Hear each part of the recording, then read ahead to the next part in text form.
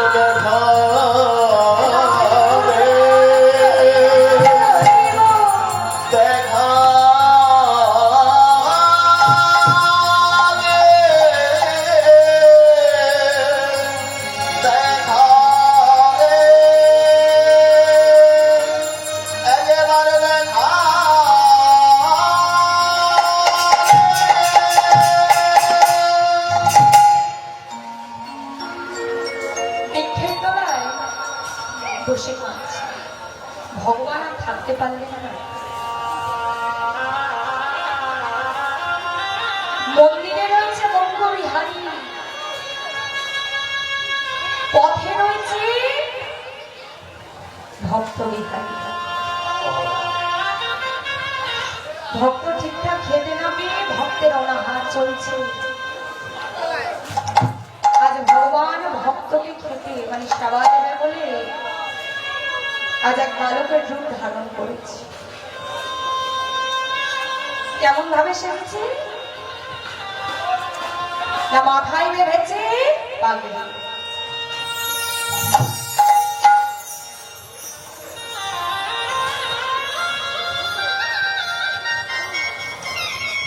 মাথায় বেঁধেছে পাগড়ি আর স্কন্ধে নিয়েছে দধির ভাণ্ড। দধির ভাণ্ড নিয়ে পথব্রজে যেতে যেতে বলছে, কে দধি নেবে? কে দধি? কে দধি নেবে? কে দধি? এক বৃক্ষের তলায় দেখতে পেল বিহারী আমার কাছে। ভগবান পেছন থেকে গিয়ে বলে উঠছে, আয় দাদা, দাদা তা তোমায় তো এখানে নতুন দেখলাম, নতুন এসেছো? তা তোমার নাম কি? তোমার নাম বিহারী? আমার নাম বঙ্গবিহারী। তোমার আর আমার নাম কত? আমরা দুই বন্ধু আজ থেকে। তা বন্ধু, তোমায় দেখে মনে হয় খুব ছিলে। দধির ভাণ্ডটা নাও আর সেবা করো। ভগবান ভক্তকে দধির ভাণ্ডটা হাতে তুলে দেবে। আরে ভক্ত জিজ্ঞেস করছে, আচ্ছা বন্ধু, তা তোমার বাড়ি কোথায়? আমার বাড়ি শ্রীরাম বৃন্দাবন। বন্ধু, আমায় একটু কৃষ্ণের বাড়িটা দেখিয়ে দেবে? দাও, আমার যে কৃষ্ণের কাছে খুব দরকার, আমায় বলে দেবে? ভগবান আমার বলে, আরে বন্ধু, তোর কৃষ্ণের কাছে কি এত দরকার? আর কৃষ্ণের কাছে কেন যেতে চাস? জানি না, শুনেছি তার নাকি লক্ষ লক্ষ ধেনু রয়েছে, আমি ওর কাছে চাকরি করব। জানিস বন্ধু, মাসের শেষে আমি অনেক মাইনে পাবো, আর সেই মাইনে নিয়ে আমি আমার মায়ের দুঃখ নিবারণ করব। ভগবান মনে মনে বলে উঠলেন, আহারে এই জগতে আমি অনেক ভক্ত দেখেছি, তবে তোর মতো সরল বিশ্বাসী ভক্ত আমি এই জগতে আর দেখলাম না। এমন সরল বিশ্বাস, ওরে তোর এমন সরল বিশ্বাসের জন্য যে আমাকে লীলা প্রকাশ করতে হবে। ভগবান অন্তর মাঝে ভাবতেন যে একে কার বাড়ি পাঠানো যায়, কার বাড়ি পাঠানো, কার বাড়িতে পাঠানো। ভগবান অন্তর মাঝে ভেবে নিলেন আমার মন্দিরের যিনি পুরোহিত আমি ওনার বাড়িতে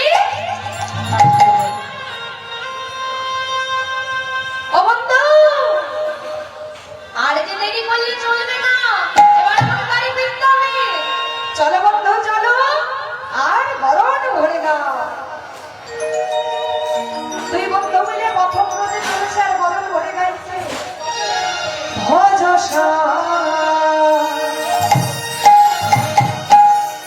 ভজরে ভজ কৃষ্ণ ভজ রে ভজ শ্যাম ভজ রে ভজ কৃষ্ণ ভজ রে ভজ কৃষ্ণ ভজ রে ভজ শ্যাম ভজ রে ভজ কৃষ্ণ ভজ রে ভজ স্বামী ভজ রে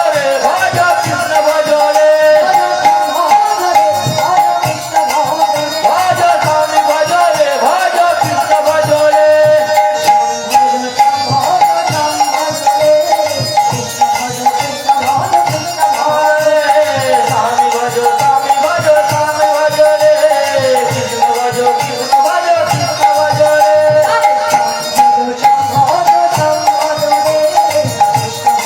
কৃষ্ণ ভজ রে ভজ স্বামী ভজ রে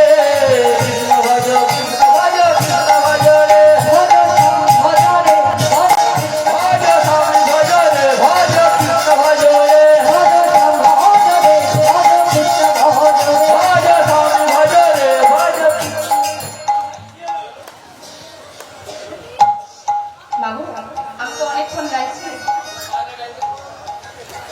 আমাকে কথাটা বলতে দাও, সবাই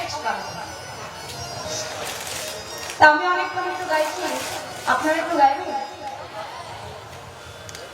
সবাই তো প্রথমে বলে হ্যাঁ গাইবো, তারপরে যখন গাইতে বলি তখন সাহস। তা জোরে জোরে হবে তো? তা চলে আমি বলবো চল চল চল চল রে। কি? আচ্ছা, প্রথমে এসে অত সুন্দর ভাবে মুড়ি ঘুগনি শশা কে খেলো? এখনো হজম হয়নি, এখনো শোধ হয়নি, আর এখনো বাড়ি যাবে? যিনি এত বড় আয়োজন করছে তেনাকে জিজ্ঞেস করে যদি যেতে দেয় আমি বলবো চল চল চল চল রে, আর আপনারা কি বলবেন? রাধে রাধে বলো। তা জোরে জোরে হবে তো? আচ্ছা ঠিক আছে, চল চল চল চল রে,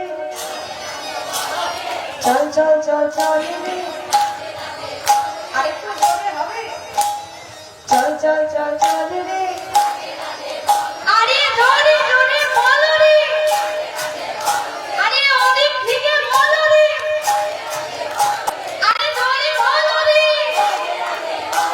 আরে বলো না ভরে বলো রে, আরে তু হাত তুলে বলো রে, আরে চল চল চল চল রে, রাধে রাধে বলো রে, রাধে রাধে বলো রে, রাধে রাধে বলো রে, রাধে রাধে বলো রে, রাধে রাধে বলো রে,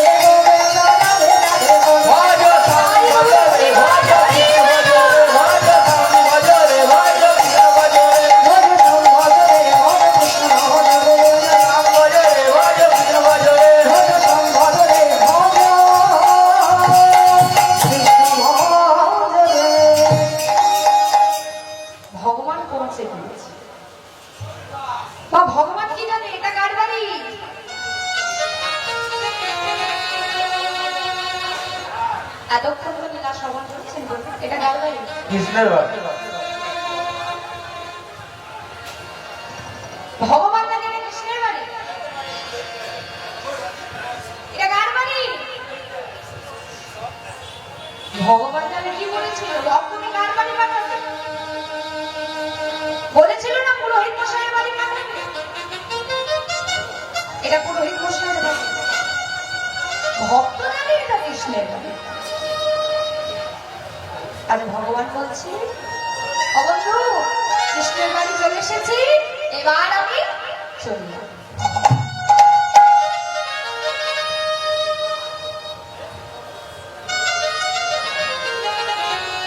আজ দরজায় বিহারি আমার ডাক দিয়েছে, কৃষ্ণ কৃষ্ণ ভাই আমায় দেখা দে, আমি যে বড় আশা করে এসেছি, আমায় দেখা দে, দেখা দে কৃষ্ণ, আমায় দেখা দে। দরজায় যখন কৃষ্ণ কৃষ্ণ বলে ডাক দিচ্ছে, ঘরের ভেতর থেকে পুরোহিত মশাই বেরিয়ে এসেছে। কে কে কৃষ্ণ বলে ডাকবে? কে? আরে বাবা কে তুই? কোথা থেকে এসেছিস? কি নাম তোর? বল। ঠাকুর আমি যে অনেক দূর থেকে এসেছি, আমার ভোটা নেই, আমার মায়ের খুব কষ্ট। ঠাকুর আপনাদের বাড়িতে তো অতগুলো গরু রয়েছে, আমাকে গরু চড়ানোর কাজটা দেবেন? দেন না বাবু, তবে আমি আমার মায়ের কষ্ট বারণ করতে পারবো। আজ পুরোহিত মশাই অন্তর মাঝে ভাবছে না এখন ওইটুকু একটা ছেলে, তার মনের মধ্যে এতটা বিশ্বাস, আজ তার কাছে এটাই হলো কৃষ্ণের বাড়ি বলবো, আমি ওর বিশ্বাস ভাববো না। তাতে আমার যত পাপ হবে হোক, আমি ওর বিশ্বাস ভাববো না। আরে বাবা তোর নাম কি? আমার নাম বিহারি। শোন, কাল থেকে তোর কাজ হলো গরু বাছুর নিয়ে মাঠে চলে যাবে, সময় হলে তোর খাবার আমি মাঠে পাঠিয়ে দেব। দিন যায় মাস যায়, ভক্তের অন্তর মাঝে প্রশ্ন জাগৃত হলো, গুরুদেব তুমিই তো বলেছিলে যে বৃন্দাবনে নাকি কৃষ্ণ আছে, তার নাকি নবলক্ষ ধেনু রয়েছে, তার নাকি আবার 24 জন বন্ধু। কই আমি তো এতদিন এলাম, তাদের তো দেখতে পেলাম না। ও বুঝেছি, ওরা হয়তো অন্য মাঠে গরু চড়ায়, তাই আমি দেখতে পাই না।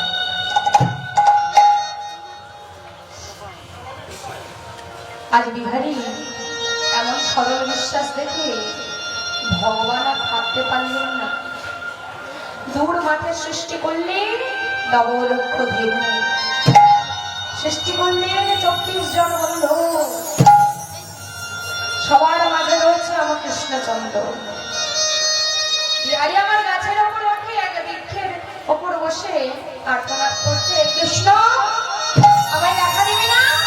দেখা দে আমায়, আমায় দেখা দে। দূর মাঠে দেখতে পেল খেলা শুরু হয়ে গেছে, সমস্ত বন্ধুগণ নৃত্য করছি, সবার মাঝে বসে নৃত্য করছে, দাঁড়িয়ে নৃত্য করছি আমার কৃষ্ণচন্দ্র। আজ বৃক্ষ থেকে নেমে বিহারের মহানন্দ, তাই গরু বাছুর নিয়ে ফিরে আসছে আর মনের আনন্দে গাইছে, হে কৃষ্ণ হে কৃষ্ণ হে কৃষ্ণ হে কৃষ্ণ।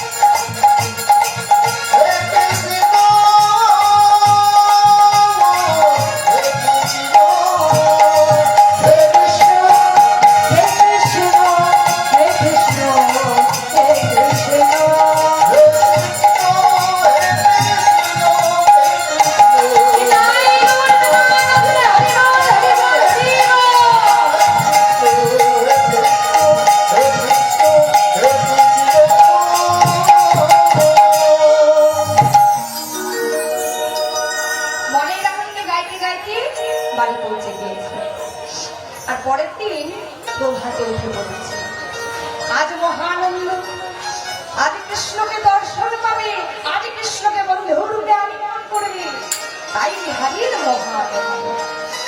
তাই ভোরের ভোরে উঠে পড়েছে, গরু বাছুর নিয়ে মাঠে চলেছে।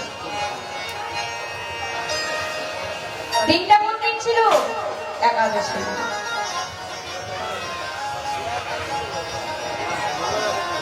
আজ গরু বাছুর নিয়ে পথপথে চলতে চলতে মনের আনন্দে গাইছে,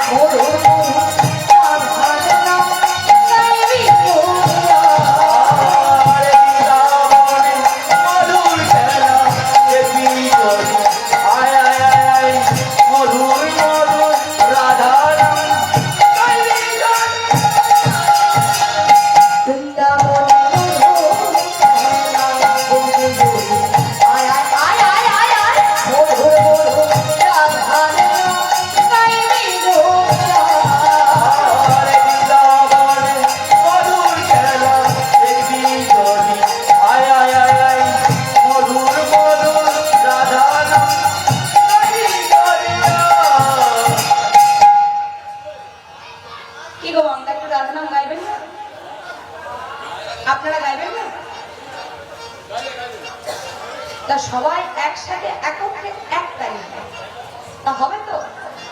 তবে করতালি কি উপকার জানেন? জানেন তো?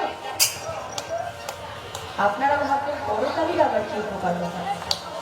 তাই তো, সবের উপকার নেই। এই যে বাহু তোলা, এমনি এমনি বাহু তুলতে বলি, এর উপকার রয়েছে। তবে আজ বলবো না, তাহলে পরের বারে আর ডাকবে। সব একদিনে যদি বলে দেয় পরের বারে আর ডাকবে, পরের বারে। এই করতালির কি উপকার জানে? আমরা যদি সকাল সন্ধ্যা নিয়ম মতো করি, দেহের মধ্যে বড় বড় রোগ সবলভাব হয়ে যায়। তাহলে আজ থেকে আমরা শুরু করি সবাই মিলে গায়ে গৌর প্রেমানন্দে হরি বল। এখানে কেউ বাদ যাবেন না, কেউ বাদ যাবেন না, সবাই মিলে দাদা ভাই সবাই মিলে গায়ে গৌর প্রেমানন্দে হরি বল হরি বল। এক দুই তিন চার সবাই মিলে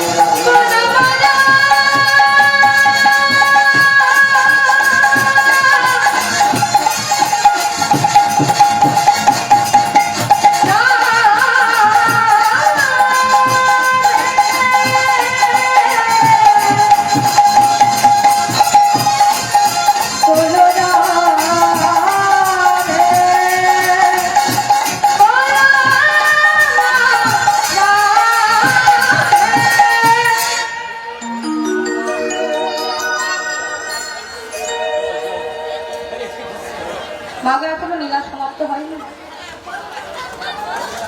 বসে পড়ো। আমি তো আনন্দ দিতে এসেছি, শেষে আমি আনন্দ দিয়ে থাকি।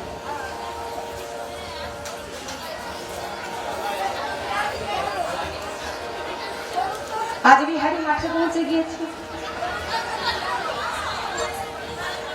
মাঠে গিয়ে দেখছে আর কেউ নেই।